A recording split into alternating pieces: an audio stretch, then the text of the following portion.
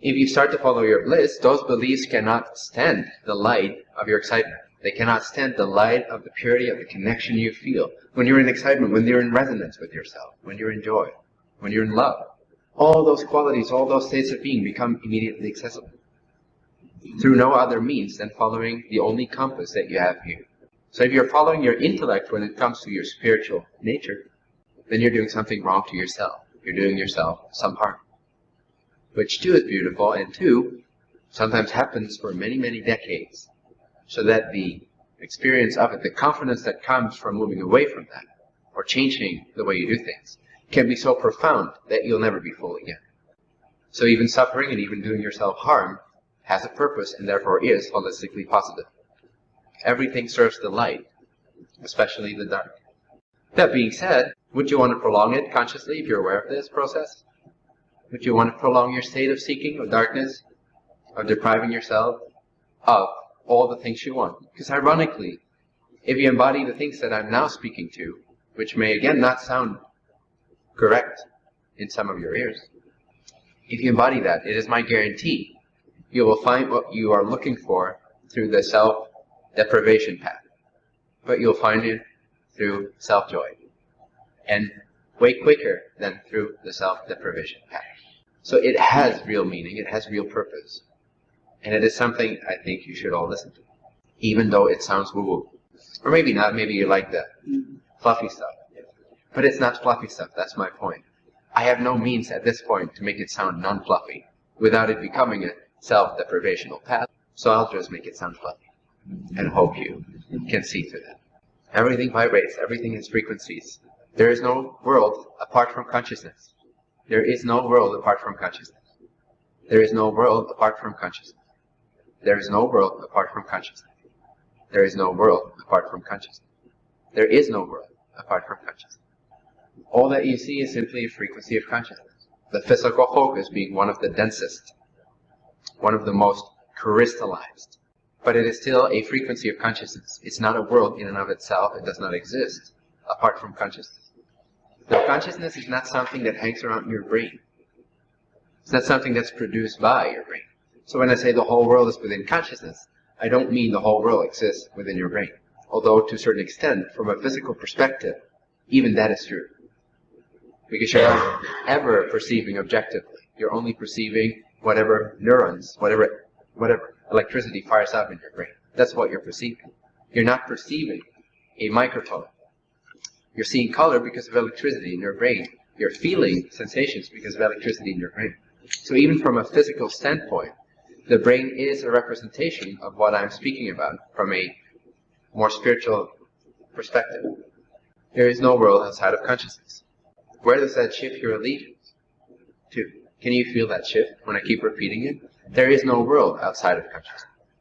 Does it not relax something? This projection of an outside world, even filled with teachers and teachings and spirituality, even that world does not exist outside of consciousness. There is no world apart from consciousness. All that's ever happening to you, for you, through you, by you, is that your consciousness is tuning into a particular level of consciousness. You're focusing yourself into a particular frequency of consciousness. That may be what you're hearing in the distance. Which is actually quite soothing.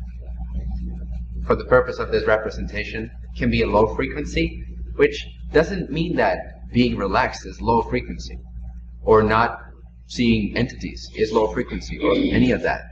Low frequency simply means out of alignment. What feels out of alignment is low frequency. Does that make sense? What feels poisoning to your system is a signal that you're out of alignment with what makes sense to your being, and what gets you to the things that your being truly desires in the quickest, most effortless, joyful way. Now again, make no mistake, you all desire. And thank God that doesn't stop, because it's beautiful once you get the hang of what I'm saying here. Anything influences your frequency, okay? So, or your, instead of frequency, you could say state of consciousness or state of being, frequency of consciousness, whatever resonates, it sounds the least woo-woo. Or if you like woo-woo, whatever sounds the most woo-woo. But if you really like, I really like root beer. Good root beer. Not all root beer, but good root beer. So sometimes, when I'm watching a movie or something, or I just I'm at home and I'm craving a root beer. There's such ecstasy there in like going to the fridge and getting that root beer. So in that instance, that experience of opening the root beer and drinking, oh God, it's so good. That experience increases my state of being, okay? So what I'm saying is that everything around you, in that sense, everything within the illusion of consciousness has an impact on the frequency of your mental, emotional, physical being. And even on your state of being. If you let it. I let it in those instances. I agree. Yes, this is beautiful. I'm in love with this movie. However, what increases your independence from what happens, what allows your frequency to become more and more independent from these things, is if you learn to deliberately focus your consciousness wherever you want to, whatever frequency you want to. Now this could be equated to what I've talked about when I use imagination.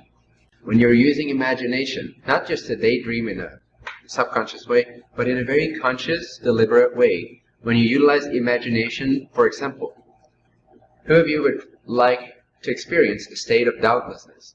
Hands please. Anybody? Doubtlessness?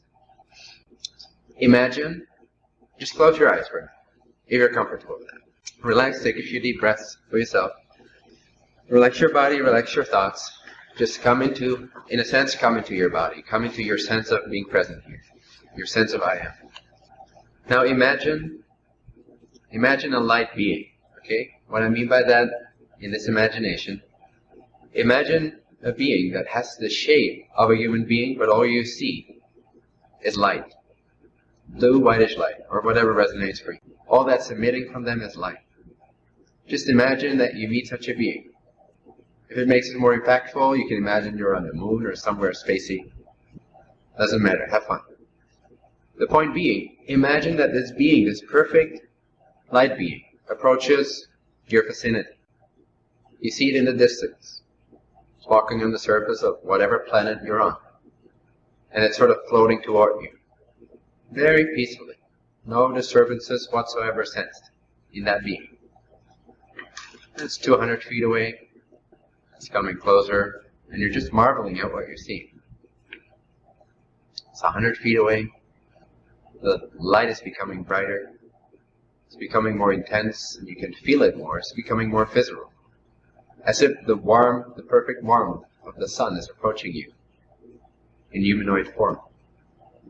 50 feet away, 10 feet away, 4 feet away. His being is somewhat taller than yourself, say 7 feet, 6, 7 feet.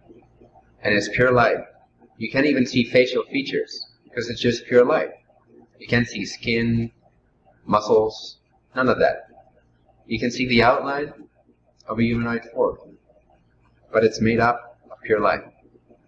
Now what you sense from this being, imagine that you sense from this being complete and utter doubtlessness. There is not a single doubt in this being's consciousness. In this sense, this being is an immediate extension of Source itself. It knows all there is to know. It has no seeking left whatsoever. It knows everything at all times, in all universes, in all times, all dimensions. It knows, it contains all of that. And yet what you experience is perfect peace. Complete and utter, shining, overwhelming doubtlessness. See how this light overtakes your body until all you can see is white. You're bathed in this whiteness of complete doubtlessness. Experience. What is that light's experience? What is that being's experience like? What would it be like to experience in this light that I'm being bathed in right now? Complete and utter doubtlessness. Imagine what that would feel like. Not a doubt in your mind anywhere. Not even thinking about whether there is a doubt or not. You're so doubtless that you don't even consider any of these things. You're so beyond it. Complete doubtlessness. Complete confidence. The humblest of confidence is also just experience that light and its perfection, its doubtlessness. Again, what would it be like to experience from this being's perspective? To be able to freely roam the universe in whatever form, shape, or way you like. Beyond the speed of light, you can be instantaneously wherever, in as many forms as you want to, But there is always within complete doubtlessness. Everything is possible. You're the immediate extension of Source. What would it be like to experience that from within? To be that being, that light being? And what would it be like to experience that right now, right here, in physical focus? To remember within your heart, within your state of being, that doubtlessness as your own.